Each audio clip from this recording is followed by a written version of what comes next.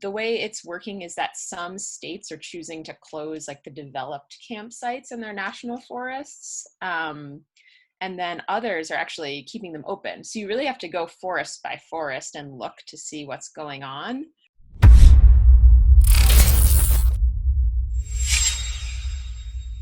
Hey everybody, this is Nick DeSantis from The Hustle.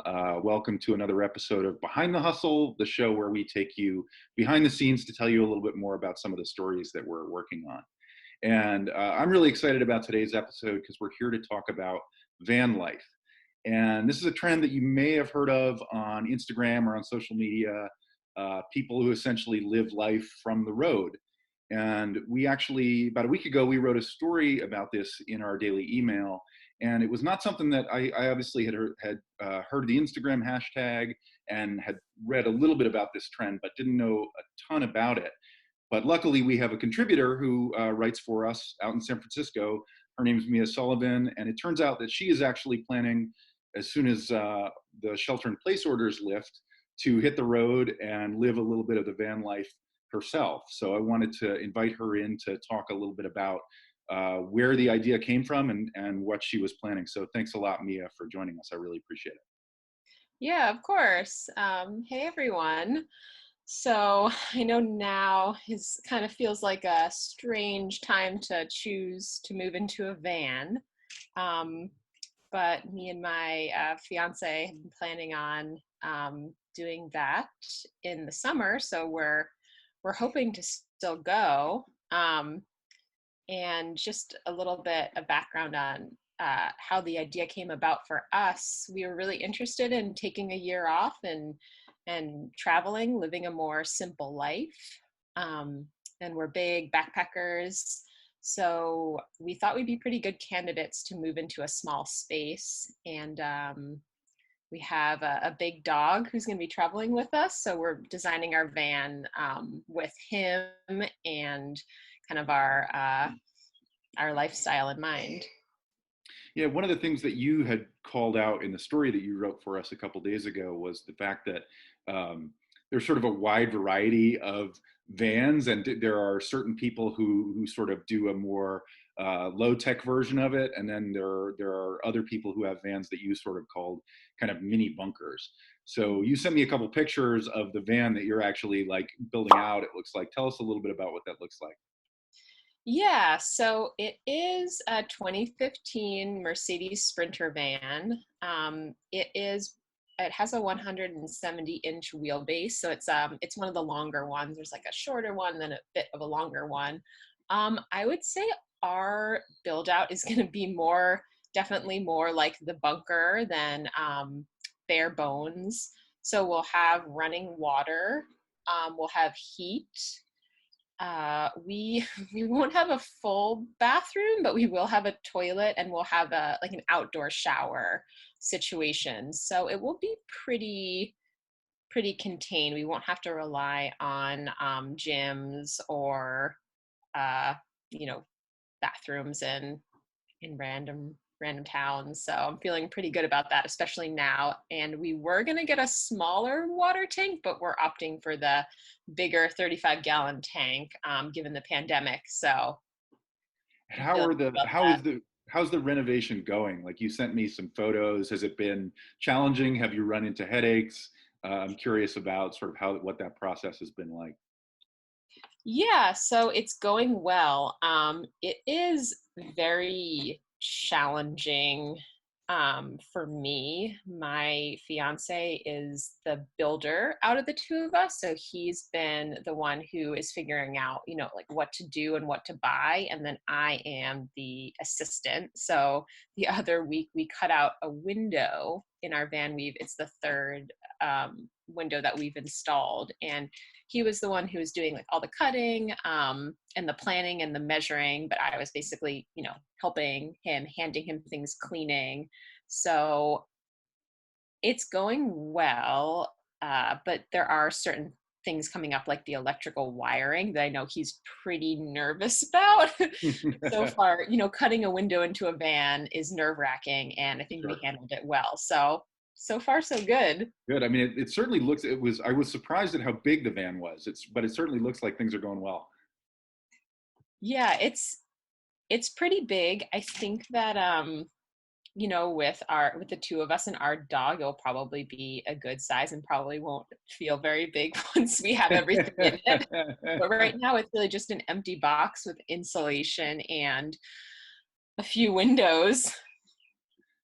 So tell us a little bit about like your plans. One of the other things that you had written about last week was sort of where people are allowed to go and how there's national parkland and national forests where maybe some of the sort of more common camping facilities in those places are shut down to visitors, but there's sort of more wide open spaces that are where people can go. So I'm curious, like, what does your route look like? Are there particular landmarks or places where you want to go?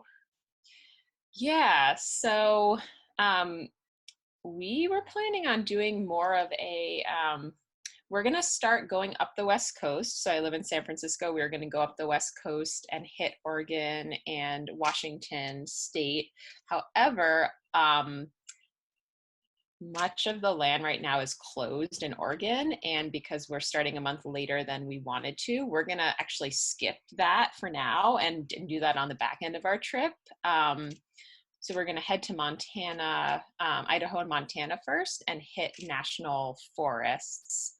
Um, it's pretty confusing. It's not like, oh, all national forests are closed right now, or the way it's working is that some states are choosing to close like the developed campsites in their national forests. And then others are actually keeping them open. So you really have to go forest by forest and look to see what's going on. What I have found is that most national forests are open to dispersed camping. So that means you can just drive your van somewhere on this huge piece of land and camp and be alone. So that is what our trip is going to look like, especially in the beginning. There might be, I think that, there are some states that are reopening. Maybe there'll be like small towns in Montana that we can check out and just, be really, really careful. But especially in the beginning with the pandemic still, you know, kind of raging, we're going to be in mostly like isolated. We might even stay in one national forest for like 2 weeks and then kind of continue on and just, hike and explore. Have you thought about if you do run into other people on the road, how you'll handle that, given all the concerns about social distancing that aren't going to be going away anytime soon? Yeah, so we bought cool masks with mask filters. So we're definitely gonna be wearing those. Yeah, we'll have gloves and you know, we'll just kind of keep our distance from people.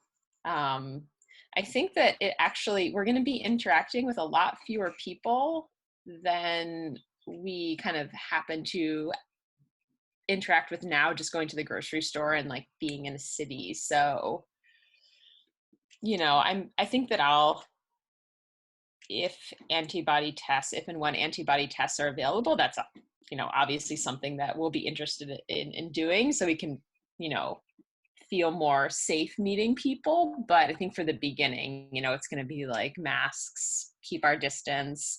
Sure. But another thing I'm thinking about is it'll be interesting. We might go to certain places where no one's wearing a mask. We might be in a small town in Montana and like people will look at us like we're crazy. Sure, sure. So I'm really interested in how all of those dynamics will play out. And are you planning to document your travels in any way? I think one thing that we had talked a little bit about is you were maybe hoping to write some stories from the road, or I'm curious about like, are you going to be trying to tell any stories of people who are dealing with the pandemic? And I'm curious about like, are you going to try to document this trip in any way? Oh yeah. So yeah, as a journalist, my aspiration is for it to be incredibly documented.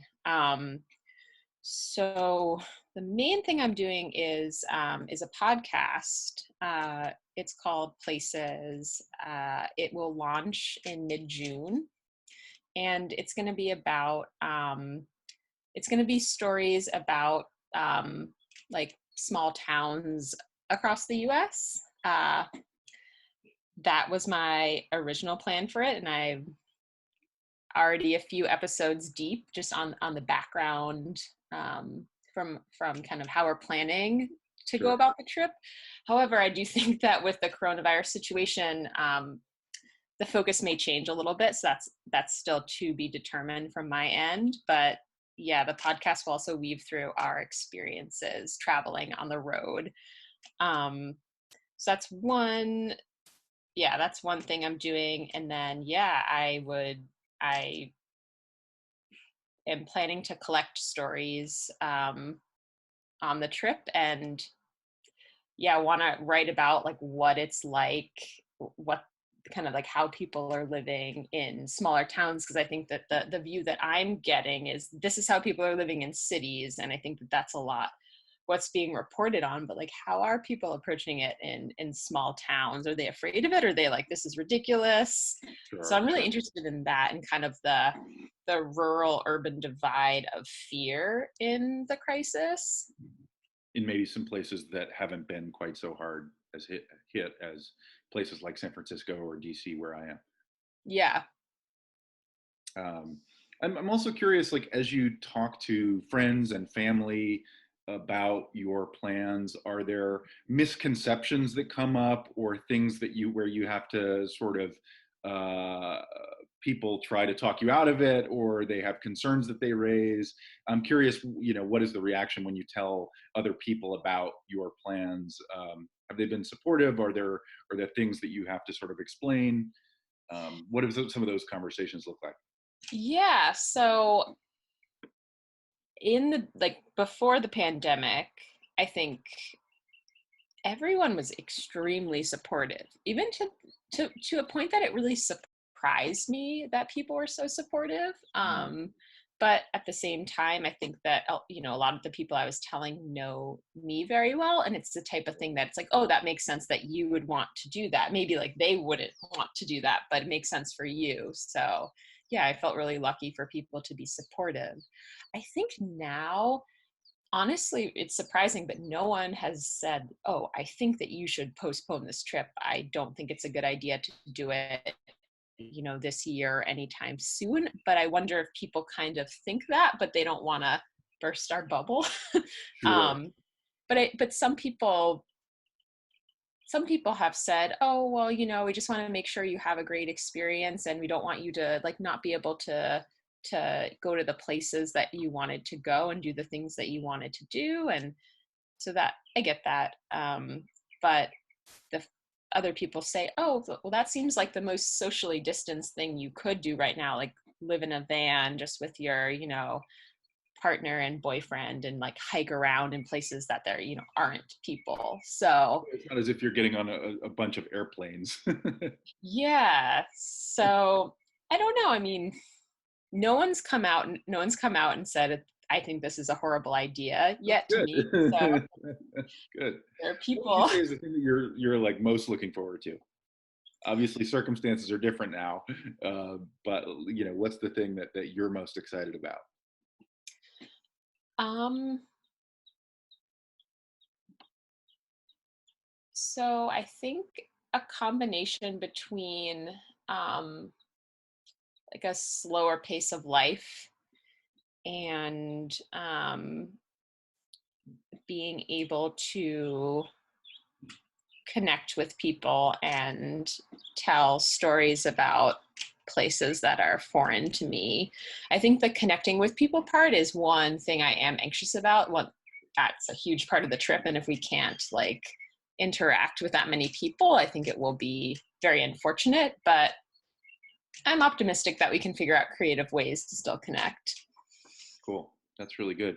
Well, thanks for taking some time to tell us about it. Obviously, with this you're still sort of waiting on the green light, I think, but we're going to be excited to follow some of your trip, and I'm sure we'll talk more. And I think you had said the other day that we might, when the van is finished, get a little bit of a visual tour. So I'm looking forward to that as well.